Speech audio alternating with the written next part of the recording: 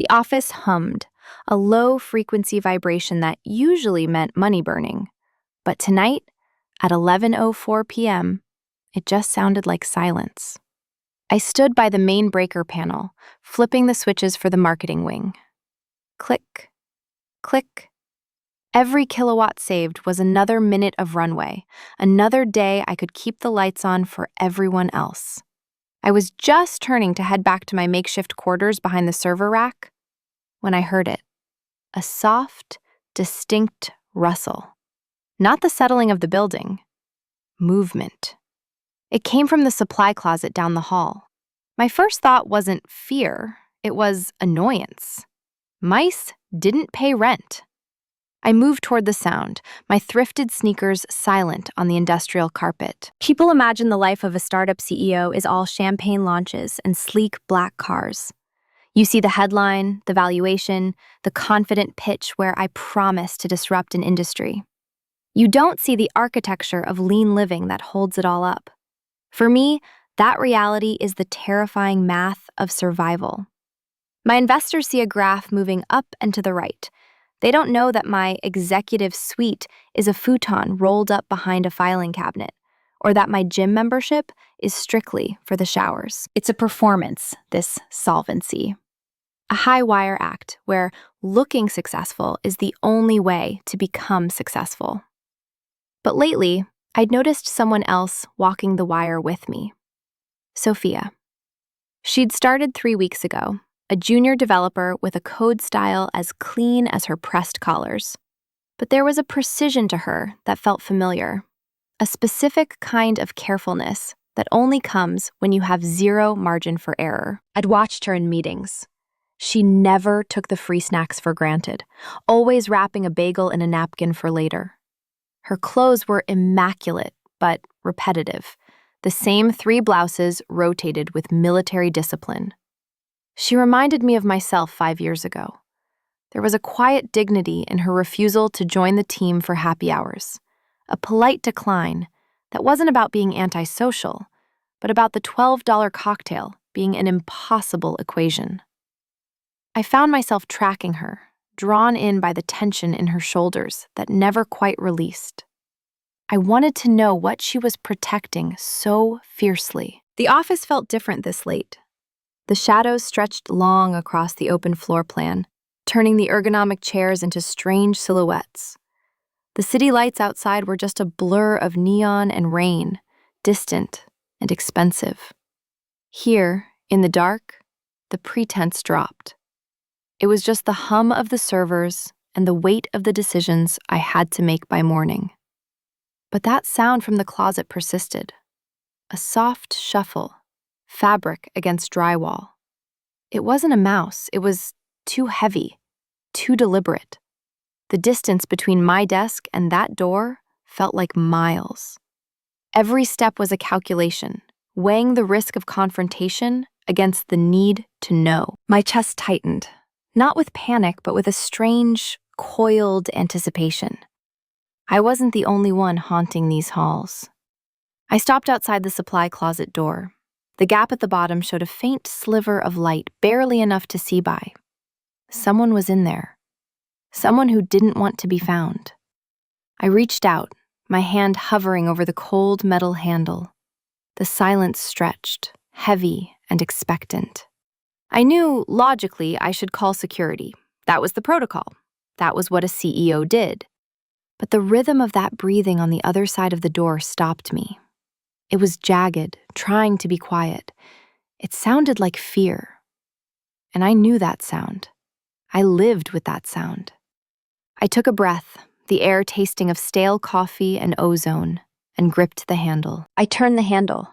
The latch clicked, a sound like a gunshot in the quiet office.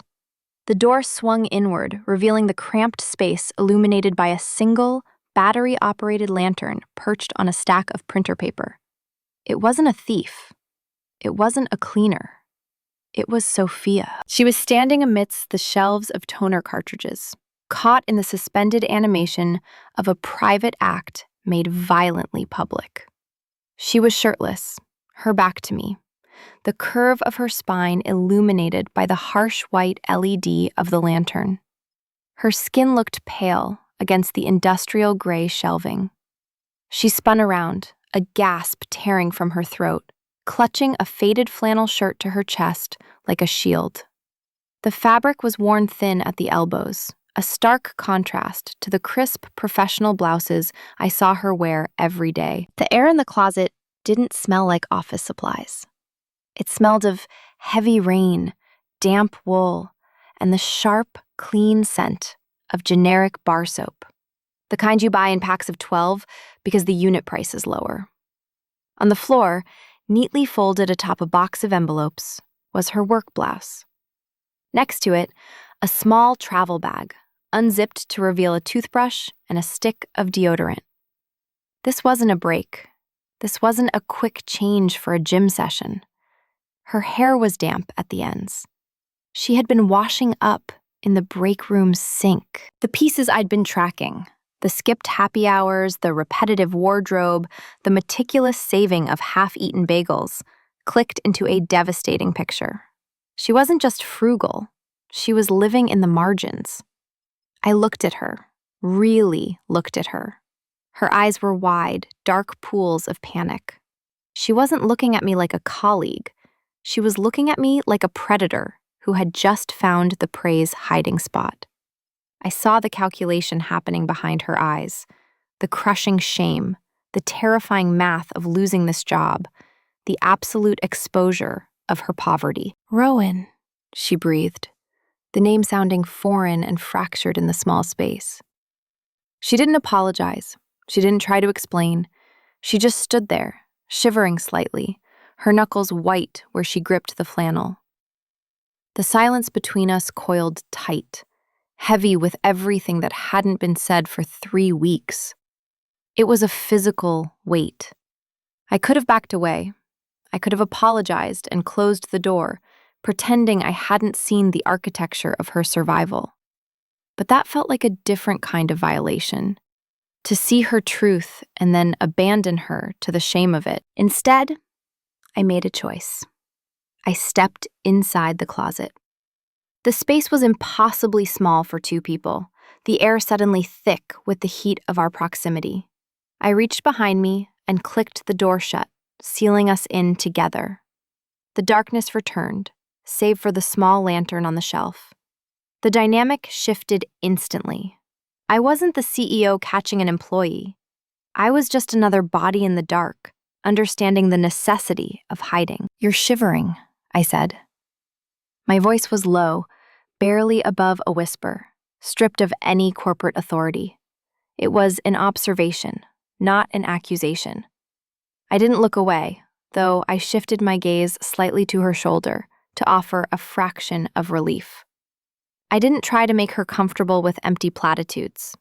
I just held the space, letting the reality of her situation exist between us, without judgment. The scent of her soap was stronger now, mixing with the dust of the closet.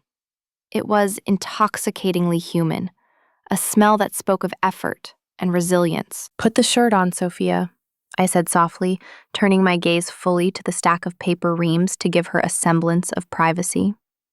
"I'm not going anywhere." We were off the map now.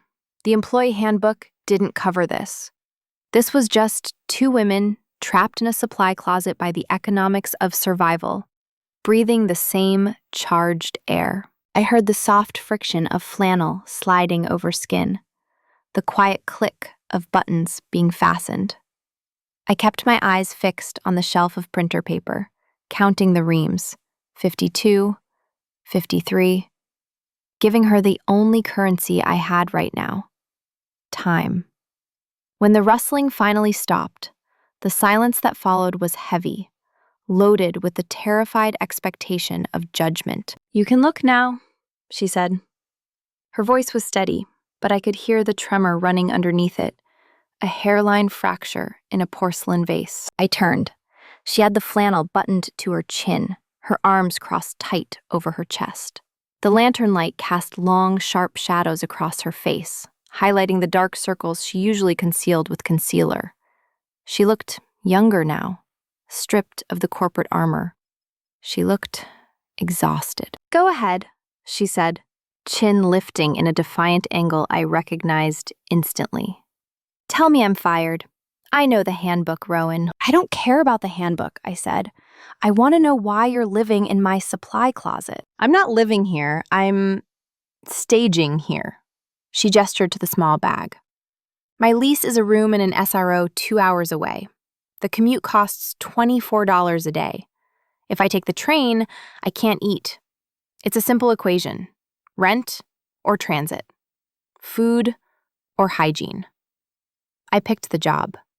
She motioned toward the sink. "So I improvise. I have to look the part, right?" I watched her, and the distance between CEO and junior developer evaporated. I didn't see a subordinate breaking rules. I saw the terrifying, exhausting logistics of poverty masking as competence. "You wash your clothes in the sink," I stated. "I use the hand dryer to air them out before anyone gets in," she admitted, voice dropping. "I'm careful. I never leave a mess." The shame in her voice twisted something deep in my gut. She thought she was confessing a crime. She was actually confessing a shared language. She was waiting for the axe to fall, for me to be the boss. But I couldn't be. Not tonight. "Grab your bag," I said, pushing off the door. She flinched. "You're kicking me out?" "No, I'm showing you why I'm not going to fire you." She followed me down the corridor, her thrifted sneakers making soft, scuffing sounds against the carpet that echoed the rhythm of my own steps. I didn't take her to my office. That glass-walled fishbowl was for the investors, for the pitch decks, for the version of me that existed on LinkedIn. I led her deeper into the building, past the silent rows of workstations, to the server room at the back of the engineering bay. The door was heavy, industrial. I keyed in the code, my birthday, backwards, and the lock disengaged with a heavy thud. The air inside was different. Warmer, dry, filled with the aggressive white noise hum of cooling fans and processing power. It was the heartbeat of the company, but it was also the only room with consistent heating after hours. I walked past the blinking towers of the main rack and kicked aside a cardboard box labeled Legacy Hardware. Behind it, rolled tight and shoved against the drywall, was a sleeping bag. Not a camping aesthetic choice, a necessity. A pillow, stripped of its case, was wedged between 2 backup drives. "I sublet my apartment 4 months ago," I said, my voice flat, refusing to dress it up. "The deposit covered our API costs for the last quarter. I shower at the gym down the street. I eat the free bagels." I turned to face her. "I'm not the landlord, Sophia. I'm just another tenant in the building." The shift in her posture was immediate and physical. The tension that had been holding her shoulders up, that rigid, defensive architecture she carried, collapsed. She didn't look pitying. She looked relieved. The dark panic in her eyes receded, replaced by a sharp, calculating curiosity. She stepped closer, peering at the sleeping bag like it was a complex piece of code she needed to debug. "You sleep next to the servers?" she asked, a small, incredulous smile touching the corner of her mouth. "That can't be good for your hearing." "It's white noise," I countered, feeling my own guard drop a fraction. "Better than the traffic on 4th Street. "True." She looked at me then, really looked at me. And for the first time, the hierarchy was gone. We weren't boss and employee.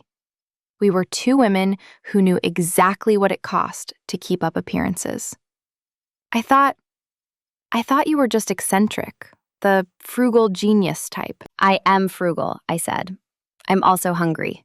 Come on." We migrated to the kitchenette, the small, windowless room that smelled faintly of stale coffee and sanitizer. I opened the fridge, the one designated for staff, and pulled out a large, battered Tupperware container. It wasn't the sleek meal prep boxes the marketing team used. It was stained orange from months of use. "Lentils and rice," I announced, popping the lid. "Cost per serving is about 40 cents. It's not glamorous, but it's warm. The microwave hummed to life, a familiar domestic drone in the empty office. While it spun, we stood there, leaning against the cheap laminate counters. The silence wasn't heavy anymore. It was companionable. When the timer beeped, the scent of cumin and garlic filled the small space, overriding the chemical smell of the office. It was a grounding scent, earthy and real. I didn't reach for the plates. We both knew the dishwasher wasn't run until the morning.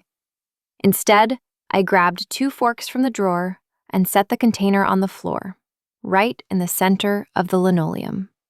I sat down, crossing my legs, ignoring the fact that I was wearing a blazer that cost more than my weekly food budget. "Sit," I said, gesturing to the spot opposite me. Sophia hesitated for a second, then sank down, her flannel shirt bunching around her waist. We sat cross-legged on the cold floor, the steaming container of lentils between us like a campfire. There was a massive mahogany conference table 20 feet away, but neither of us looked at it. That table was for the performance. This, the floor, the plastic fork, the shared food, this was the reality. "It's good," she said after the first bite, her eyes closing briefly. "Really good." "It's survival food," I said, taking a bite. "But it works." We ate in a rhythm, passing the container back and forth, the plastic warm against our hands. The fluorescent light of the kitchenette buzzed overhead, but down here, on the floor, the world felt smaller, more contained. "We're good liars, aren't we?" Sophia murmured, tracing the rim of the container. "During the day, the way we walk, the way we talk." "It's not lying," I said, watching the way her lashes cast shadows on her cheeks. "It's branding." She laughed, a genuine sound this time, low and throaty. "Right, personal branding. My brand is efficient professional, not homeless girl washing up in the sink. And my brand is visionary leader, not woman sleeping behind a server rack," I replied. The distance between our knees was less than 6 inches. In the quiet of the kitchen, with the storm beginning to rattle the windows down the hall, that distance felt charged. We were conspirators now. The shared secret sat between us, heavier and more binding than any non-disclosure agreement. I watched her take another bite, noticed the way her throat moved when she swallowed, and felt a sudden, sharp pull in my chest that had nothing to do with hunger. The camaraderie was shifting, thickening into something else. The air felt thinner, the space between us magnetic. We were 2 survivors in a lifeboat, and the ocean outside was getting rough. The storm broke against the glass facade of the building like a physical blow. A crack of thunder shook the floor beneath us, vibrating through the thin commercial carpet and into my bones. The rain wasn't just falling, it was hammering, a relentless gray curtain that sealed us inside this concrete box. The lights flickered, once, a brief, terrifying pulse of darkness, before stabilizing. In that second of shadow, the only thing real was the heat radiating from Sophia's arm, inches from mine. The world outside, the one that demanded rent and status and explanations, had been washed away. We stopped eating. The lentils were cold now anyway. Sophia set her fork down, the plastic clicking against the Tupperware. She turned her head toward the window, though there was nothing to see but our own reflections ghosted against the black. "I used to hate storms," she said, her voice barely audible over the drumming rain. "When you don't have good windows, they just mean drafts, leaks, another thing to fix that you can't afford." "And now?" I asked, watching the profile of her face, the way the harsh overhead light softened against her skin. She looked back at me, and the intensity in her eyes pinned me to the spot. "Now I like the noise. It drowns out the doubt." That resonated in a frequency I hadn't expected. "Doubt is loud," I agreed. She shifted, turning her body fully toward me. Her knee brushed mine, a fleeting contact of denim against suit fabric, and neither of us pulled away. The contact burned, a small point of heat that anchored me to the floor. I've watched you this week, Rowan. In the stand-ups, when the investors pushed back on the timeline. My stomach tightened. And you didn't blink, she said softly. They were throwing fire at you, questioning the burn rate, the architecture, everything. And you just stood there, quiet, intense.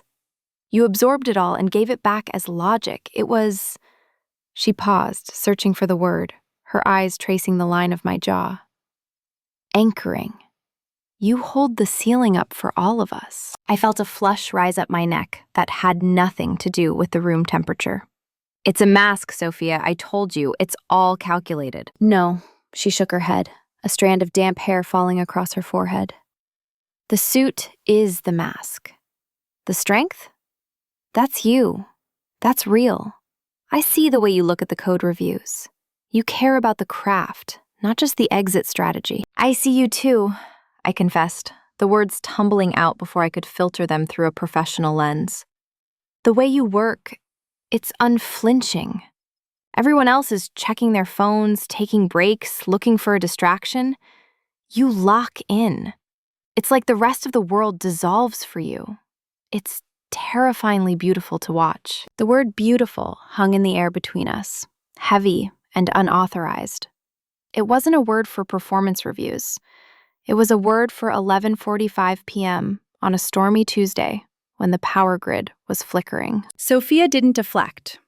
She didn't make a joke to diffuse the tension. She leaned in, just an inch, but it felt like a mile crossed.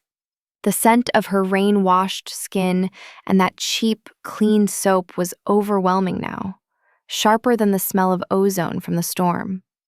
The air in the kitchenette thickened, turning viscous. The professional context, CEO, new hire, deadlines, budgets, was dissolving, stripped away by the raw proximity of two bodies occupying the same small space. I don't feel unflinching, she whispered. Her gaze dropped to my mouth, then snapped back up to my eyes, dark and dilated. I feel like I'm holding my breath underwater. Maybe we both are, I murmured. The silence that followed wasn't empty. It was full of the sound of rain and the sudden, deafening volume of my own heartbeat. I looked at her, the damp collar of her flannel, the pulse visible in her throat, the way her lips parted slightly as she breathed. And I knew we had crossed a line. We weren't just colleagues surviving a late night anymore. We were something else entirely, something volatile and inevitable, waiting for the smallest spark to burn the whole facade down. The silence stretched, filled by the drumming rain. We sat on the floor. The conversation about work had died, leaving us with something far more dangerous. The truth. It's funny, Sophia said, her voice low, vibrating in the small space between us. We spend all day counting pennies, optimizing server loads, cutting overhead. We treat everything like a resource to be hoarded. She reached out near my knee. I felt the ghost of contact like heat. But some things, you can't save them for later. They expire. Like what? I asked, though I already knew the answer. My pulse thrummed in my ears. I watched her fingers. They were work-worn, skin dry from the harsh industrial soap. But her movements were delicate. Like this, she murmured. Her hand moved, fingertips grazing my blazer. It was a thrift store find, vintage wool, but on camera, it looked like Italian tailoring. This fabric, it's rougher than it looks from a distance. It has texture, friction. She looked up, meeting my gaze. I always wondered what it felt like, real value versus perceived value. We spend so much time curating the texture of our lives for other people. The observation was so specific, it felt like she had touched my skin. It's just wool, Sophia, I said, my voice tighter than I intended. Is it? She didn't pull her hand back. It's warmth. It's protection. It's the thing you wear to make the world take you seriously. I watched the rise and fall of her chest under the flannel shirt. The cadence of her breathing had shifted, becoming jagged and shallow, a syncopated rhythm matching the storm. Every inhale seemed to pull the oxygen out of the room. I found myself analyzing that breath, reading it like a fluctuating market graph. It signaled anticipation. It signaled fear. I reached for the water glass between us, a diversion, a tactical retreat. At the exact same moment, she moved to push it toward me. Our fingers collided. It wasn't a graze. It was a collision of static and heat. Her skin was cool, damp from humidity. Mine was burning. The shock of it traveled up my arm, bypassing every logical circuit I had painstakingly built. We both froze, hand over hand, suspended over a plastic cup of lukewarm water. Her knuckles pressed against my palm, solid and real. I didn't pull away. I couldn't. The contact was a live wire, grounding us in the absolute, undeniable reality of the moment. In the boardroom, I calculate risk in milliseconds. I weigh upside against exposure, looking for the fatal flaw. But here, on the scuffed linoleum floor, with the smell of rain and cumin thick in the air, the algorithm failed completely. The risk was enormous. She was my employee. We were both barely keeping our heads above water, two desperate swimmers clutching at driftwood. A relationship, whatever this was mutating into, was a liability. It was messy, it was inefficient, it was dangerous. But the pull was stronger. It was a gravitational force that didn't care about HR policies or bank account balances. Our shared struggle had acted as a brutal, necessary filter. It had stripped away the polite fictions of dating, the dinner reservations, and the careful curation of stories. We had seen each other at absolute zero. We had seen the sleeping bag behind the servers and the laundry drying in the sink. There was nothing left to hide, which meant there was nothing left to stop the raw, terrifying attraction from taking over the space where our defenses used to be. I looked at her hand, still trapped beneath mine. I traced the line of her thumb with my own, a micro movement that felt louder than the thunder. She didn't pull back. She leaned in, her eyes searching mine, waiting for the signal, waiting to see if the CEO would retreat back into the safety of the suit, or if the woman living behind the server rack would finally step forward. Sophia, I whispered.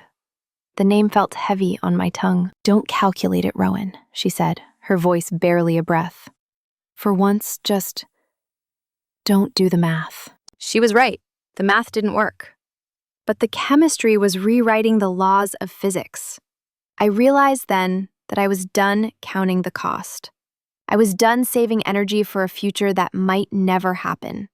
I wanted to spend it now. The math doesn't work, I said, my voice barely carrying over the hum of the refrigerator. But the truth does. The truth is expensive, Sophia countered, though she didn't pull her hand away from the electric contact of our fingers. Her gaze was steady, challenging me. We're already paying for it, I replied, the words feeling like a release. We hide the sleeping bags. We hide the hunger. We hide the fear that the keycard won't work tomorrow. I am tired of hiding, Sophia. I don't want to hide this too. She went still. The shift in her posture was subtle, a tilting of the head to the side, a softening of the tension in her shoulders. But in the stark, shadowless light of the kitchenette, it looked like a surrender. The room, with its stained laminate counters and flickering overhead bulb, wasn't a sad testament to our lack of funding anymore. It felt like a sanctuary. The dimness wasn't an economy measure. It was mood lighting. The isolation wasn't a symptom of overwork. It was privacy. The shadows stretching from the hallway weren't menacing. They were curtains drawn against the world. I didn't just stay for the sink, Sophia admitted, her voice dropping to a whisper that seemed to weave through the sound of the rain hammering the glass. I could have washed up at the train station. It's colder, but It's anonymous. I watched her throat work as she swallowed. Why didn't you? Because you aren't at the train station, she said. The confession hung in the air, heavy and sweet. I knew you were back here. I've heard you pacing at night for a week. I stayed because I wanted to be in the blast radius. My orbit isn't safe, I warned, though my pulse was racing, hammering a rhythm against my ribs that drowned out the storm. I'm not looking for safety, she said, her eyes dark and unflinching. I'm looking for signal. The tension coiled tight, a physical pressure in the small room that made it hard to breathe. We were two satellites, finally acknowledging the gravity between us. Sitting on the floor felt suddenly too passive, too distant. I needed to change the elevation. I needed to stand. I unfolded my legs and stood up, my joints popping in the quiet. The change in perspective was jarring. Looking down at her, I saw the vulnerability of her position, the trust inherent in staying seated while I towered over her. But I didn't want to tower. I wanted to align. I reached down, offering my hand. It was a gesture I'd made 1,000 times in business, the handshake to seal the deal. But this was different. My palm was open, inviting, not demanding. Stand up, I murmured. Sophia looked at my hand, then up at my face. A slow, knowing look passed between us. She wasn't just accepting help up from the floor. She was accepting the escalation. She reached up, her fingers threading through mine. Her grip was surprisingly strong, the roughness of her skin against mine sending a fresh jolt of awareness through my system. She pulled, and I pulled back. She rose in a single fluid motion, but she didn't stop when she reached vertical. The momentum carried her forward. Or maybe I pulled harder than I meant to. She stumbled slightly, falling into my space, and suddenly we were standing toe to toe in the center of the kitchenette. The air between us evaporated. The smell of rain and cheap soap was everywhere now. My hand didn't let go of hers. Instead, it slid up her forearm, feeling the warmth of her skin through the flannel, guiding her in. The distance was closed. The guard was gone. The proximity was absolute. My hand, having traveled up the length of her arm, settled firmly on her waist, feeling the curve of her hip bone through the soft, worn flannel. It wasn't the stiff, armored fabric of the corporate world. It was something real, something that had been washed 100 times in sinks and bathtubs. Through the layers, her shirt, my blazer, I could feel the heat radiating off her. It was a physical shock, a thermal bloom in the climate-controlled sterility of the office. We were two heat sources in a cold room, finally close enough to ignite. Sophia didn't flinch. Her hands, rough from the harsh soap and the cold water, moved with a hesitancy that vanished the moment they found purchase. She reached out, her fingers grazing the lapel of my thrifted blazer. She traced the wool, testing the texture she had analyzed from across the room, verifying the friction she had spoken of. Then, with a boldness that made my breath hitch, her hands slid inside the jacket, finding the silk of my blouse and the warmth of my ribcage beneath. Her palms pressed flat against my sides, grounding me, claiming the space. The dialogue died. There were no more words for budgets or server racks or survival strategies. The only language left was tactile. It was the pressure of her thumbs digging slightly into my waist, the way her chest rose and fell in a jagged, syncopated rhythm against mine. It was the sound of our breathing, loud and ragged in the silence of the kitchenette. We were stitching ourselves together, a complex surgical suture of desire and desperation. The wound of our loneliness, kept open for so long by the necessity of survival, was finally being closed. Rowan, she breathed, the name barely a shape on her lips, a vibration I felt against my skin. I watched her eyes track the line of my throat. The air felt too thick, too heavy to inhale. I felt the sudden, desperate need to be unencumbered. The blazer felt like a cage. The collar of my blouse felt like a chokehold. I saw her notice my discomfort, the way I tilted my head back to catch a breath. Slowly, deliberately, Sophia reached up. Her fingers, calloused and steady, found the top button of my blouse. She didn't ask, she didn't hesitate. She undid it. The small plastic button slipped through the loop, and the collar fell open. The rush of cool air against my neck was shocking, but the look in her eyes was hotter. It was an implied undressing, a shedding of the costume we both wore to survive. I reached for her cuffs, unbuttoning the flannel at her wrists, rolling the fabric up her forearms to expose the pale, vulnerable skin of her wrists. It was a mutual disarmament. We were taking apart the armor, piece by piece, to see what lay beneath. Then, the distance became impossible. I leaned in, or she pulled me. I couldn't tell the difference anymore. Our mouths met in a collision that wasn't tentative or exploring. It was a confirmation. It was the sudden, violent resolving of a chord that had been dissonant for weeks. Her lips were soft, tasting of the rain and the faint, metallic tang of adrenaline. I kissed her like I was starving, like she was the first meal I hadn't had to ration in years. She kissed me back with a fierceness that shook me, her hands gripping my waist tight, pulling me flush against her. The office dissolved.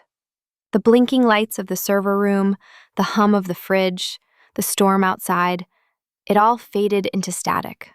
There was only this: the friction of denim against wool, the taste of her, the overwhelming relief of finally touching.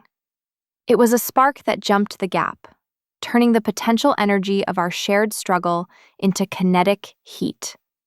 We were the only two people in the world, illuminated by the emergency light of our own need. We broke apart, gasping, foreheads resting together.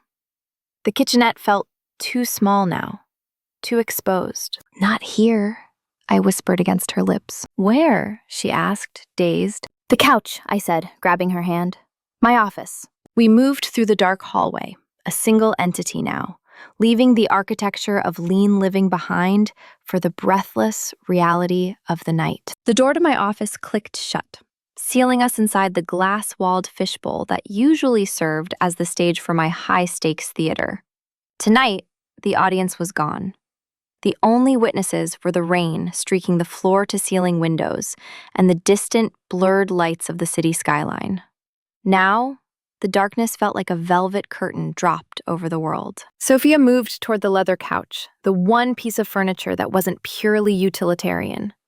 In the dim light, her movements were fluid, stripped of the rigid efficiency she wore during the day. She sat, the leather creaking softly, and looked up at me. Her eyes were wide, dark pools reflecting the scattered city light. There was no fear there anymore, only a raw, unflinching expectancy that made my pulse hammer. I dropped my blazer to the floor. The sound of the heavy wool hitting the carpet was the final punctuation mark on the day's performance. I wasn't the CEO anymore. I was just Rowan. I joined her on the couch, the space between us vanishing instantly. My hands found her waist, sliding under the hem of the flannel shirt. Her skin was startlingly warm. I felt a tremor run through her, not cold, but anticipation. It was a physical frequency vibrating through my own bones. "Rowan," she whispered, her voice rough. Her hands came up to grip my shoulders, fingers digging into the silk of my blouse, anchoring me. "I've got you," I murmured, leaning in until our foreheads rested against each other. "But you know, once we do this, the dynamic breaks. We can't go back." She pulled back just enough to look me in the eye. Her gaze was steady, heavy with certainty. "I don't want to go back. I want to be here with you." That was the only clearance I needed. I kissed her, and it wasn't like the collision in the kitchen. This was slower, deeper, a sultry, deliberate exploration. The friction of her denim jeans against my suit trousers, the softness of the worn flannel against my silk, the heat radiating between us. It was a sensory map I wanted to memorize. I savored the weight of her, the solid reality of her body pressing against mine. It wasn't just desire. It was a desperate need for contact, for proof that we were alive beneath the crushing weight of our obligations. We moved together, a tangle of limbs and longing on the narrow couch. It wasn't frantic. It was the heavy, breathless work of dismantling walls.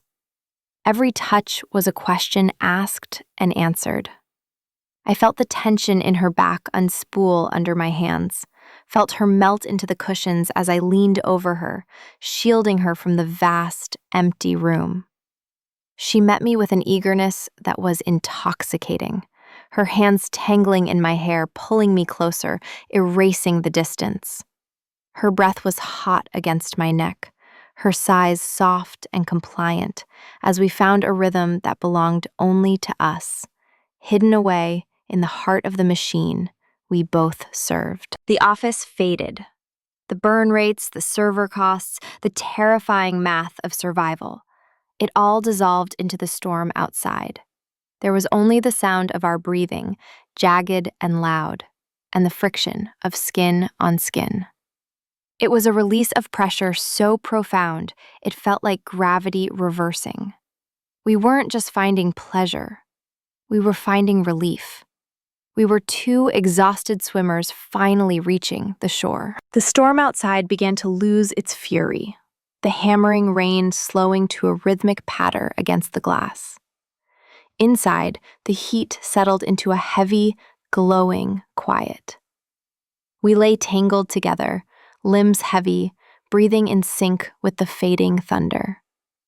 I rested my head against her shoulder, listening to the steady, reassuring thrum of her heartbeat. It was the only metric that mattered now. The silence wasn't empty.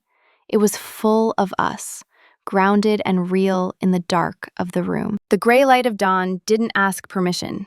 It just seeped through the floor-to-ceiling glass, turning the city skyline into a washed-out watercolor of steel and fog. I woke up first. The leather couch wasn't designed for sleep, and my neck was stiff, a dull ache radiating down my spine. But the weight of Sophia's arm draped heavily over my waist, anchoring me to the narrow cushion, made the discomfort irrelevant. She was still asleep, her face pressed against the leather, the harsh lines of worry that usually defined her expression smoothed out by rest. For a long moment, I just watched her breathe, the steady rise and fall of her chest against my blouse. The office, the battlefield where I fought for every inch of market share, the sterile box of stress and metrics, had transformed overnight. It felt like a real home. We didn't have the luxury of a slow morning. The cleaning crew would be on the floor by 7:15, and the illusion of professional distance had to be reconstructed before then. I nudged her awake, my hand lingering on her shoulder. "Sophia, it's time." She blinked open her eyes, disoriented for a second, the panic of oversleeping flashing across her face before she saw me. The memory of the night rushed back, settling deep in her eyes. Her smile was sleepy and real, a private gift before the armor had to go back on. Getting ready was a silent, efficient choreography of two women who knew how to hide. We used the executive washroom down the hall, the fluorescent lights buzzing with an aggressive brightness. We shared her travel toothbrush, passing the small plastic handle back and forth with a domestic intimacy that felt strangely profound next to the marble sinks and automatic soap dispensers.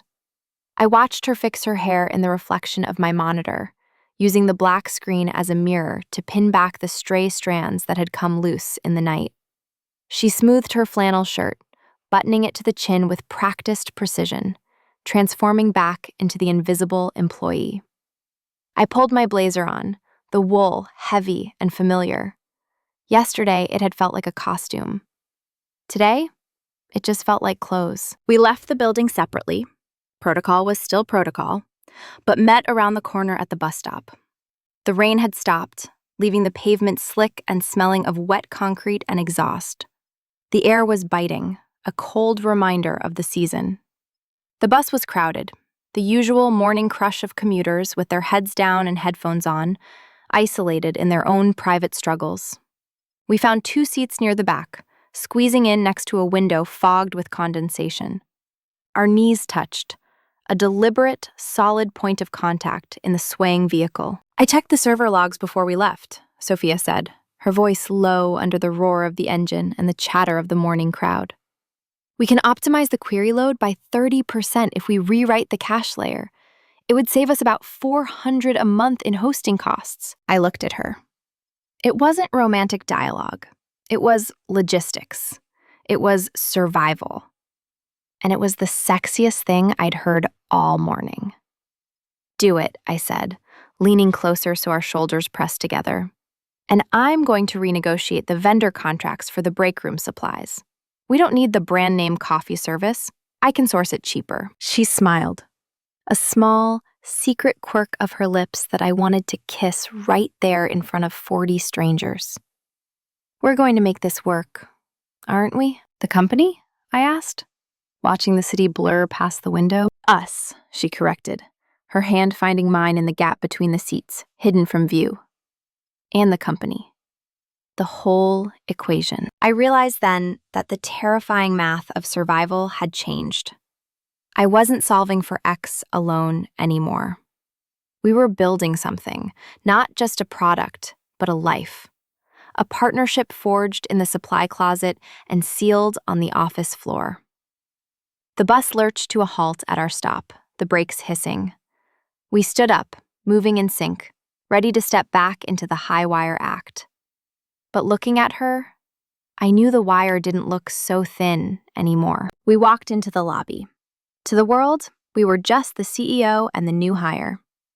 But as we crossed the granite floor, my hand brushed hers, a brief electric contact, hidden by my blazer. The most valuable asset in this building wasn't the IP. It was the secret we shared. If you've ever found a connection that defied the odds, hit subscribe to follow where this story goes next.